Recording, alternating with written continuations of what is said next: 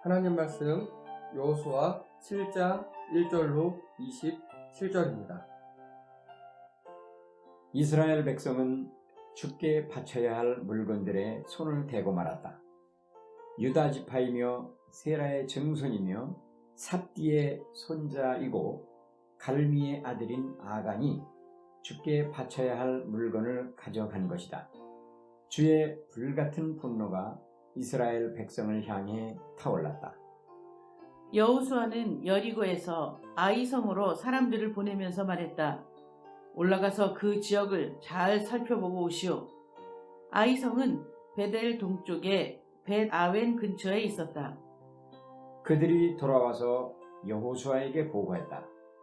아이성을 치기 위해 모두가 다 올라갈 필요는 없을 것 같습니다. 2~3천 명이면 충분합니다. 성 안에는 사람들의 수가 얼마 되지 않으니 굳이 전부가 다 애쓰고 수고할 필요가 없습니다. 그래서 3,000명가량이 아이성으로 올라갔다. 하지만 그들은 아이성 사람들에게 패하여 도망쳐왔다. 아이성 사람들은 36명가량을 쳐 죽이고 성문 앞에서부터 스바림까지 추격하여 비탈길에서 이스라엘 군사들을 쳤다. 그러자 이스라엘 사람들은 심장이 얼어붙는 것 같았다. 여호수아는 자기 옷을 찢고 저녁이 될 때까지 주의 언약궤 앞에 엎드린 채로 있었다. 이스라엘의 장로들도 옷을 찢고 머리에 먼지를 뒤집었었다. 주여, 이스라엘 백성이 적들에게 쫓겨 도망쳐 왔으니 내가 뭐라고 말을 할 수 있겠습니까? 가나안 사람들과 이 땅에 사는 모든 사람들이 이 소식을 듣고는 우리를 애워싸서 우리 이름을 이 지상에서 깨끗이 없애버리려고 들 것입니다. 그렇게 되면 주님의 위대하신 이름도 땅에 떨어질 텐데 주께서는 어찌하시렵니까? 주께서 여호수아에게 말씀하셨다. 일어나라. 무엇 때문에 엎드려 있느냐? 이스라엘이 죄를 저질렀다. 그들은 나와의 언약, 곧 내가 지키라고 명한 것을 지키지 않았다. 그들은 내게 바치라고 한 것을 차지하였다. 도둑질을 하고 거짓말을 하여 그것들을 자신들의 소유물로 삼았다. 바로 이것 때문에 적들을 이길 수 없었다. 그들 스스로 화매를 자초하였기 때문에 그들이 등을 돌려 도망친 것이다. 내가 없애버리라고 한 것들을 다 없애지 않는다면 나는 더 이상 너희와 함께하지 않을 것이다. 가서 백성들을 깨끗하게 하여라. 그들에게 말하여라. 내일을 대비하여 몸가짐을 깨끗하게 하라. 이스라엘이여, 너희 가운데 주께 바쳐져야 할 물건을 취한 자가 있다. 너희가 그 물건을 없애지 않으면 너희는 적들을 감당할 수 없을 것이다. 내일 아침이 되면 지파별로 모이게 하여라. 나 주가 한 지파를 가려 뽑으면 그 지파를 가문별로 나오게 하라. 또 나 주가 한 가문을 가려 뽑으면 그 가문을 집안별로 나오게 하라. 또 나 주가 한 집안을 가려 뽑으면 그 집안에 속하는 남자들을 한 사람씩 나오게 하여라. 나에게 바쳐진 것을 차지한 사람은 불에 태워 파멸시켜라. 그 자에게 속한 모든 것들도 모조리 태워버려라. 그 자는 나와의 언약을 깨뜨리고 이스라엘 안에서 수치스러운 짓을 행하였다. 이튿날 아침 일찍 여호수아가 온 이스라엘 백성을 앞으로 나오게 했다. 그런 다음 제비를 뽑았더니 유다 지파에 속하는 세라의 증손이며 삽디의 손자이고 갈미의 아들인 아간이 뽑혔다. 여호수아가 아간에게 말했다. 나의 아들아, 이스라엘의 주 하나님께 영광을 돌리고 그분을 찬양하여라. 내가 한 짓을 하나도 숨기지 말고 다 말하도록 하여라. 아간이 대답했다. 입이 10개라도 할 말이 없습니다. 제가 이스라엘의 주 하나님께 죄를 지었습니다. 여리고성에서 노획한 것들 중에 바빌로니아 산의 아름다운 외투와 은 200세겔과 황금 50세겔을 보고는 탐이 나서 몰래 훔쳤습니다. 저는 그것들은 저의 장막 안에 땅속에 숨겨두었는데 은은 맨 밑바닥에 줬습니다. 여호수아가 그리로 사람들을 보냈다. 과연 물건들이 장막 안에 땅속에 감추어져 있었고 은은 맨 밑에 깔려 있었다. 그들은 아간의 장막에서 그것들을 꺼낸 다음 여호수아와 온 이스라엘 백성에게로 가지고 와서 주 앞에 펼쳐놓았다.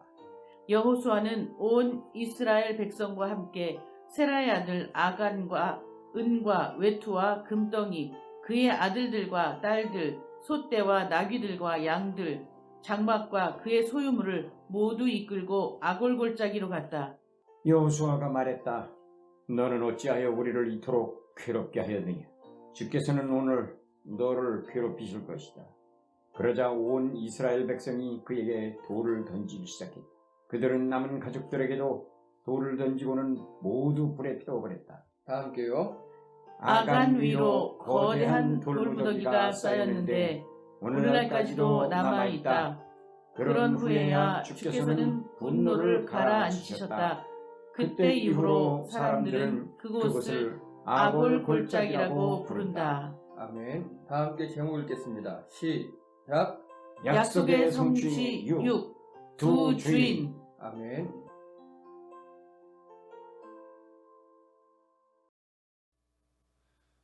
예, 먼저 광고 말씀을 드립니다. 저희 이 카메라 화질이 나빠진 게 아니고요.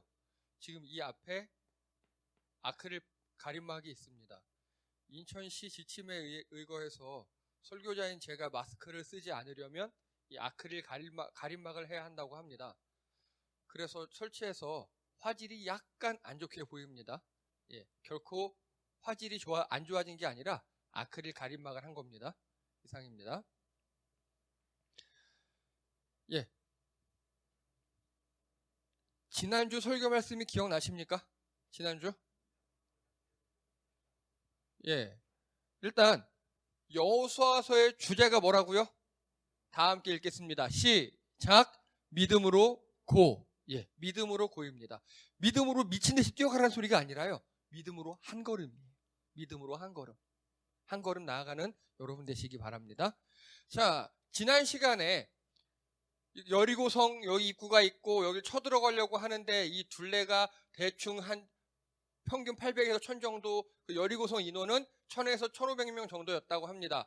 60만 대군이 쳐들어가니까 이들은 고립 전략을 썼고요. 그리고 저희 현재 이 60만이라는 인구는 우리나라 사람들만 잠깐 경험해봤다고 했습니다. 그래서 아시아드 주경기장에서 400m 트랙밖에 약 10만 명이 앉을 수 있다라고 얘기했었고요.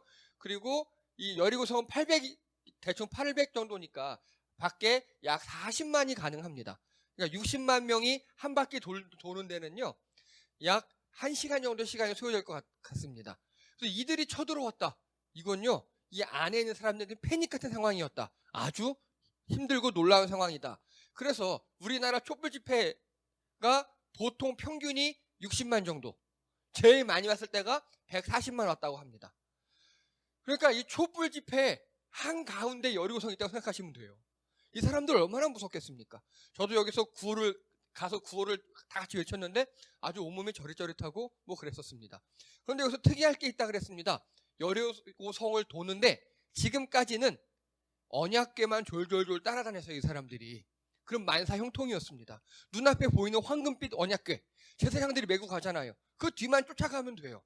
쫄쫄쫄. 근데 이젠 그게 아니에요. 선발대가 있었어요, 이때부터. 이 여리고성을 도는데 하나님께서 선발대를 요구하셨습니다. 그래서 이제 드디어 언약궤 앞을 나가는 게 허용이 됐어요. 이게 엄청난 믿음이라 그랬습니다. 자, 여러분 지금 하나님이 눈에 보이십니까? 예수님이 소리가 들려요? 물론 그런 사람도 가끔 있답니다. 그런데 우리 감각에 잡히지 않아요. 우리 감각에 잡히지 않고, 그럼 이들은 선발대로 왜 나간 겁니까? 뭐에 의지해서? 바로 하나님 말씀에 의지해서. 하나님이 선발대를 보내라 라는 그 말씀에 의지해서 나간 거예요. 이게 우리의 모습입니다.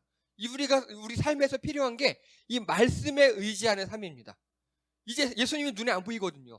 하나님은 눈에 안 보이거든요. 말씀에 의지하는 삶. 그래서 여러분 성경 말씀이 굉장히 중요합니다. 그래서 이때부터 하나님이 가만히 계시는데 눈으로 보기에는 그 앞서 나가는 그런 것들이 이제 필요해졌습니다. 우리 감각에 하나님이 없어도 말씀에 의지하여 나아가는 여러분 되시기 바랍니다. 자, 그리고요, 다 외쳤어요. 6일 동안은 조용히 돌아요. 마지막 날 7번째 바퀴에 큰 소리를 외쳤습니다. 이게 되게 힘들어요.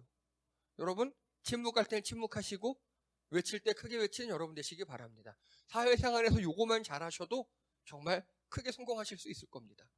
그리고 하나님께서 마지막에 희생제물로 바치래요. 여리고성을 다 죽이면서 그 죽이는 게 살인이고 동물 죽이고 부시고 이런 행위가 파괴 행위가 아니라 그게 희생제물이래요. 자, 희생제물은 누구만 바친다고요? 그렇죠. 원래 희생제물은 제사장이 죽이는 거잖아요. 즉 여리고 전투에 참가한 60만 명이 다 제사장이 되는 거예요. 그들은 전투 행위를 하는 게 아니라 하나님께 예배드리고 제사를 드리는 그런 행위가 되는 겁니다. 여러분들이 직장 생활하시고 여러분들이 사회생활 하시고 또 학교, 가정에서 하는 게 모든 게 다 예배입니다. 이제 다 하나님께 예배드리는 거예요. 그래서 여러분 모든 일에 성실하시기 바랍니다. 정말 내 건강과 내 여건이 허락하는 한 성실하시기 바랍니다. 물론 잘못된 직장이나 잘못된 지식까지 성실하실 필요는 없어요. 그래서 내 건강과 내 마음이 허락하는 한도 안에서 성실하시고 열심히 사시는 여러분 되시기 바랍니다. 그게 하나님께 드린 삶의 예배입니다. 자, 그래서 여리고성에는 뭐 이거밖에 안 남았다 뭐 이렇게 얘기 쭉 했었습니다. 이제 오늘 이야기입니다. 오늘은요, 일종의 흑역사예요. 흑역사. 패배한 이야기입니다. 패배한 이야기. 자, 먼저 여리고성 옆에 있는 아이성으로 정탐꾼을 파견합니다. 늘 하던 일이에요. 늘. 그리고 정탐꾼이 긍정적 보고합니다. 거기요? 우리 한 2, 3천만 가면 될 것 같아요. 라고 하니까 3천을 파견합니다. 넉넉히 보낸 거예요. 정탐꾼을 믿고. 근데 36명이나 사망하고 도주했어요. 성경 기록상에 보면 처음으로 전투에서 사망자가 기록된 겁니다. 그리고 여호수아는 이때 옷 찢고 재 날리면서 하나님 앞에 슬픔의 비탄의 기도를 드립니다. 그러자 하나님께서 아간이라는 사람이 횡령을 했어 라고 하나님께서 얘기해 주신 거예요. 그래서 내가 너희와 함께하지 않았어. 그래서 니네가 진 거야. 이렇게 한 겁니다. 그러니까 아간을 법대로 처리합니다. 법대로 처리하니까 아간이 죽어요. 돌 맞아 죽은 겁니다. 이게 오늘의 스토리죠. 이 스토리에요, 많은 것들이 있습니다. 오늘 천천히 알아보도록 하겠습니다. 먼저 이 전투는요, 해서는 안 되는 전투였습니다. 하나님께서 여리고성을 무너뜨릴 때 하나하나 다 설명해 주셨죠. 이렇게 6바퀴 돌고 마지막에 외친 다음에 싹 쓸어버려 이렇게 해주셨죠. 여기는요, 아이성 전투는요, 그게 없었어요. 그게 아이성 전투는요, 전혀 하나님께 여쭤보는 게 없었어요. 자, 지금 여호수아가 아이성에 정탐꾼을 보내요. 몇 명인지 모르겠어요. 보냈어요. 정탐꾼을 보내고 돌아와서 우리 한 2, 3천만 가면 될 것 같아요. 그래? 3천 쳐들어가자. 막 작전 짜고 있어요. 지금 여호수아가 그렇게 군사 작전 짜고 있을 때 지금 하나님의 마음은 어땠습니까? 다 함께 앞에 보시고 1절 읽겠습니다. 시작. 이스라엘 백성은 주께 바쳐야 할 물건들의 손을 대고 말았다. 유다 지파이며 세라의 증손이며 삽디의 손자이고 갈미의 아들인 아간이 주께 바쳐야 할 물건을 가져간 것이다. 주의 불같은 분노가 이스라엘 백성을 향해 타올랐다. 지금 여호수아는 작전 짜고 있죠. 전투하려고 막 그리고 애들 보내고 있어요. 근데 하나님 지금 뭐하고 계셨다고요? 분노하고 계셨어요. 여호수아가요, 잘못한 거예요. 뭘 잘못했느냐? 이 그림이 뭐 같으십니까? 이 그림 여리고성 전투 직전의 그림이죠. 여호수아가 여리고성을 돌아다니고 근처를 이제 정찰하고 있는데 어떤 군대 장관 같은 사람이 나타나서 거룩한 곳이니 신을 벗어라 누구십니까? 나는 하나님의 군대 장관이다 하니까 여호수아가 신발 벗고 엎드려서 제가 어떻게 할까요? 라고 물어봤죠. 여기서 분명히 여호수아는 하나님이 우리 군대의 사령관이라고 인정했어요. 그러면 아이성 전투가 있기 전에 뭘 해야 될까요? 그렇죠. 하나님께, 사령관님께 보고를 했어요. 정탐꾼 보낸 거 잘했어요. 늘 지금까지 했던 일이니까. 정탐꾼도 보고 잘 긍정적으로 왔어요. 그랬어요. 마지막에 하나님 이제 우리 쳐들어가려고 하는데 어떻게 할까요? 라고 하나님께 기도로 여쭤봐야 했었습니다. 그게 없었던 거예요. 그게. 지금 하나님은 불같이 화가 나 있는데, 그래서 이스라엘 백성과 함께하지 않으시는데, 이스라엘 백성과 함께하지 않으니까 패배한 겁니다. 여러분, 지금 상황은요, 지난주 말씀드린 선발 때랑 똑같아요. 선발 때도 하나님을 앞서갔죠. 근데 그때는 말씀의 의지에서 앞서간 거예요. 하나님이 자 선발 때 가! 네 하고 간 거예요. 근데 지금 아이성 전투는요, 하나님을 앞서갔어요. 똑같이. 근데 결정적 패배의 원인은 하나님의 말씀이 없었어요. 이해가 되십니까? 그러니까 패배한 거예요. 여호수아가 실수한 겁니다. 그리고 아간이 잘못한 거예요. 이 결과 패배합니다. 그런데 여기 여리고 보이시죠? 여리고에서 아이성으로 이렇게 쳐들어갔어요. 지금요. 아니 우리 생각에 여리고에서 다음 어디로 쳐들어가야 될까요? 우리 보통 전투 생각해 보세요. 북한군이 예전에 6.25 때 북쪽에서 우리나라 남쪽으로 침략했잖아요. 어디를 점령하려고 그랬을까요? 수도 서울입니다. 당연하죠. 수도 서울이에요. 근데 보통요, 이 당시에는 수도라는 개념은 아직 없어요. 그런데 제일 큰 성읍이 예루살렘이었어요. 수도 비슷한 개념이에요. 아직 도시국가이기 때문에 수도는 아니지만 제일 큰 성읍이 예루살렘이에요. 거기부터 쳐야 될 텐데 이상하게 예루살렘으로 가지 않고 아이성으로 갔어요. 왜 그랬을까요? 왜냐면요, 여기에 에발산, 아이성 바로 뒤에 에발산하고 그리심산이라는 산이 있어요. 이 두 산이 있고 가운데 협곡이 하나 있어요. 하나님께서요, 신명기에 내 하나님 여호와께서 내가 가서 차지할 땅으로 너를 인도하여 들이실 때 너는 그리심산에서 축복을 선포하고 에발산에서 저주를 선포하라 라고 신명기에 이미 명령을 하셨거든요. 즉 너희가 이 가나안 땅에 들어가면 에발산 그리심산에 얼른 가서 거기서 축복과 저주를 선포해라. 그럼 이 땅이 다 니네 땅이 될 거야 라고 명령하셨거든요. 그거 하러 간 거예요. 그거 하러. 이해가 되십니까? 자, 이들의 목적은 어때요 지금? 목적은 하나님의 신명기의 명령을 지금 준수하러 가는 거죠. 목적은 하나님이에요. 목적은 하나님. 그런데 그 수단이 어떻습니까? 수단이 지금. 그 수단이 목적은 하나님을 위해서 한 것 같은데 그 수단을 하나님께 여쭤보지 않았어요. 여러분, 잘못된 수단을 목적이 정당화할 수 있습니까? 내가 아무리 좋은 의도를 가지고 했다 그래서 잘못된 일을 하면 그건 잘못이잖아요. 이럴 수는 있어요. 우리 유아들 있잖아요. 유아들 같은 경우는 아직 판단력이 부족하니까 내가 친구를 위해서 친구가 뭘 좋아해? 그러면 이걸 줘야지 하면서 실수할 수도 있잖아요. 그럴 때 얼마나 마음이 예쁩니까? 저는 이런 걸 경험한 적이 있어요. 제가 초등학교 때 옆집 아이가 굉장히 착한 애였는데요.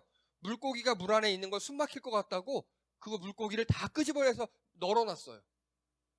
목적은 순수하고 착한데 방법이 잘못됐죠. 이거는 어린아이들에게 용서가 됩니다. 그리고 우리가 그 교육을 해줄 필요가 있어요. 그런데요, 지금 이들은요, 신앙의 어린아이가 아니에요. 이제는 카이로스의 시간을 지나서 이제 자기가 하나님께서 주시는 이유식, 만나도 다 끊어지고요. 내가 벌어서 내가 먹는 신앙의 성인이 되었어요. 이 신앙의 성인은요, 비록 목적이 하나님을 원해서, 하나님을 위해서라 할지라도 그 수단도 정당해야 합니다. 이들이 그걸 못한 거예요. 목적은 괜찮아요. 하나님의 일을 하려고 했어요. 근데 그 수단에서 자기들 마음대로 했다니까요. 하나님과 관계없이 일을 했어요. 그게 지금 벌을 받고 있는 겁니다. 여러분, 신앙 초창기에는요, 다소 무리하고 뭐 그런 분들 꽤 좀 있으셔요. 괜찮아요. 그 의도가 순수하니까. 근데 점점점 신앙의 성인이 되어 갈수록, 성숙한 신앙인이 되어 갈수록 그 방법과 수단도 하나님 보시기에 선해야 합니다. 여러분, 성숙한 신앙인으로 거듭나시는 여러분 되시기 바랍니다. 자, 이때 이 아까 읽었던 1절이죠. 이 1절이 오늘 전체 요약이잖아요. 보면요, 주께 바쳐야 할 물건들이라고 우리 한글에는 거의 한 문장으로 썼죠. 문장이잖아요. 근데 이게요, 히브리어로는요, 헤렘이라는 한 단어예요. 이해가 되십니까? 예. 주께 바쳐야 할 물건들, 뭐 재물 이런 거잖아요. 근데 재물 중에서 이 헤렘은 특별히 어떤 뜻이 있느냐? 모두 진멸시키는 방법으로 하나님께 바쳐야 할 재물을 헤렘이라고 합니다.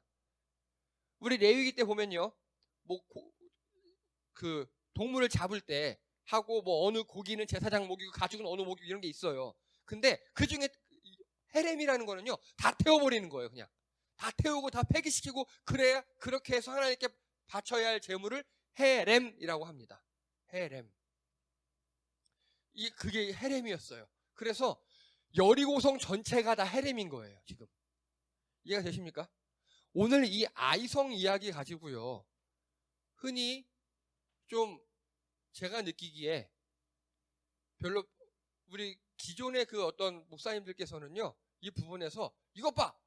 하나님께 마땅히 바쳐야 할 헌금을 도둑질한 아가는 돌맞아 죽었어. 그러니까 헌금 열심히 해. 교회 열심히 나와. 이렇게들 많이들 설교하셨습니다. 아니에요. 하나님께 드려야 할 것을 아간이 횡령하고 훔친 게 아니라 없애는 방법으로 할 것을 살려는 거예요.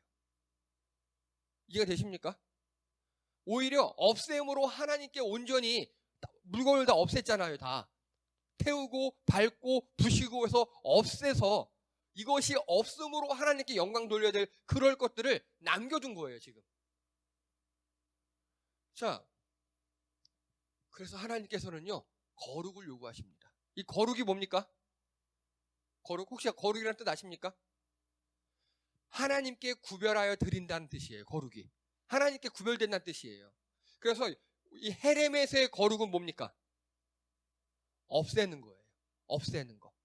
없애는 게 거룩이에요. 아니, 그러면 이렇게 질문합니다. 뭐 기존의 목사님들이 여기서 헌금 바쳐야 된다 막 이렇게 설교를 많이 하셨어요. 그러면 헌금 바치면 그 헌금 태워버립니까? 이거 여기서 얘기하는 건 헤렘이군요. 지금 다 없애는 거예요, 완전히. 그러지 않잖아요. 그걸로 보통 그분들이 요긴하게 쓰시잖아요. 앞뒤로 뭐 이렇게 하셔가지고. 예. 그래서 하나님께서는요, 헤렘에서는 여기 때는 없애는 방법으로 거룩을 요구하셨어요. 그런데 현재 이거를 지금 훔친 아간의 상황이에요. 아간이 보기에는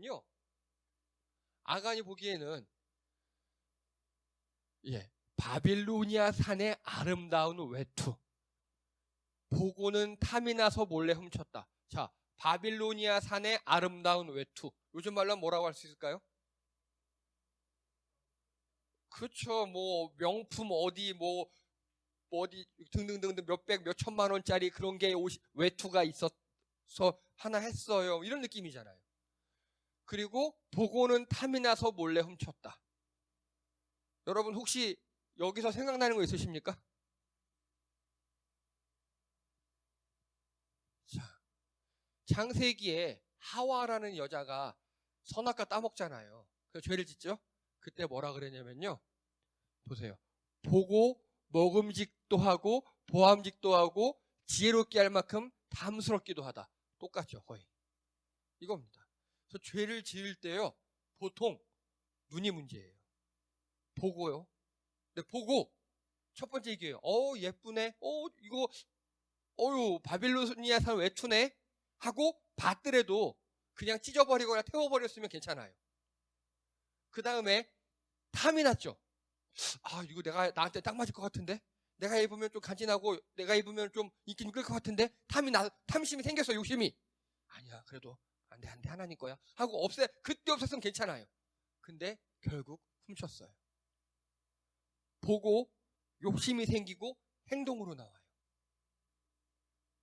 이게 죄의 보통의 메커니즘입니다. 보다는 건 내게 입력이 된다는 소리죠. 입력돼서 내 안에서 판단을 해요. 그리고 행동으로 나옵니다. 그러면 죄를 짓지 않기 위해서는 어떻게 하면 될까요? 간단합니다. 안 보면 돼요. 안 보고 안 듣고 그러면 됩니다. 근데 우리 삶에 그게 가능합니까? 가능하지 않아요. 그러면 결국 뭘 해야 된다는 겁니까? 봤더라도 탐심을 내지 않으면 됩니다. 예쁘네? 예쁜 옷이네? 자, 태워야지. 이러면 돼요. 여기 또 은도 금도 훔쳤거든요. 와, 이 금 주조 잘 됐다. 이거 비싸겠네. 아, 금속은 하나님께 바치는 거지? 바치면 돼요. 문제는요, 봤을 때 내 마음에서 올라오는 욕심, 내 마음에서 올라오는 탐심, 그게 문제입니다. 자, 예수님께서 정확히 말씀하셨어요. 한 사람이 두 주인을 섬기지 못할 것이니 혹은 이를 미워하거나 저를 사랑하거나 혹은 이를 중히 여기고 저를 경히 여김이라. 너희가 하나님과 재물을 겸하여 섬기지 못하느니라 라고 예수님께서 말씀하셨습니다. 여러분, 예수님께서요, 자기 자신과 하나님 자기 자신과 동급으로 놓은 건 재물밖에 없어요. 그런데 여기서 중요한 게 있어요. 이 재물이 우리가 아는 돈, 부, 이게 아니에요. 이 재물을, 자, 구약은 히브리어가 많이 쓰였어요. 신약은 헬라어로 많이 쓰였어요. 이 재물을 헬라어로 보면요, 이렇게 쓰여 있어요. 이거를 맘모나스라고 읽고요, 맘몬 신이에요. 이게 맘몬이 어떤 신이냐면요, 탐욕의 신이에요. 탐욕의 신. 이해가 되십니까? 죄를 짓는 이유는요, 내 마음속에 탐심이 있어서 그래요. 탐심이 있어서. 내 것이 아닌데 갖고 싶다 하는 마음. 또 완전히 없애버려야 하는데 소유하고 싶다 하는 그런 마음. 다른 마음보다 탐심이 커지는 걸 이 맘몬 신의 씨였다, 이렇게 표현할 수 있습니다. 그런데 이게 여기서 끝나지 않아요. 이 당시 이야기뿐만이 아니에요. 여러분, 이게 신자유주의란 이름으로 우리 안에 들어와 있어요. 남이야 어떻게 되든 말든 나만 잘 살면 돼요. 남이야 배를 곰들 말든 나만 집 20채 사가지고 나중에 팔면 돼요. 남이야 죽든 말든 관계없이 나만 돈 벌면 된다. 무한적으로 돈을 버는 사회를 신자유주의라고 이쁘게 포장해서 말을 해요. 이걸 다른 말로 하면 천민자본주의라고 합니다.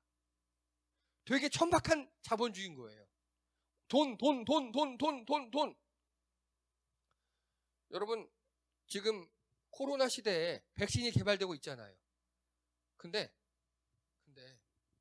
지금 우리 아는 백신 중에서도요, 현재 예방접종에 들어간 백신이 몇 개 있어요. 그거는 간단하게 백신을 회사에서 개발한 거예요. 그래서 지금 한 대 맞는데 대충 한 4만 원, 5만 원 막 이렇게 들어요. 근데 영국에 한 대학교 연구소에서 개발한 백신이 있어요. 그 백신은 비영리예요. 그래서 우리 여기서 수익을 보지 않겠다고 전국에 전 세계에 그거의 10분의 1 가격에 뿌리고 있어요. 우리나라에서도 치료제를 개발하고 지금 2차, 3차 막 실험 가고 있거든요. 그 치료제를 개발한 어느 사장님이 인터뷰에 이러더라고요. 팬데믹 상황에서 기업은 공공재여야 한다. 최소한 우리나라 사람들에게는 원가에 팔겠다. 전 이거 보고 되게 놀랐어요. 아니, 그분은 돈 버는 기업가예요. 근데 이렇게 위기 상황에서는 기업은 무조건 공공재여야 된대요.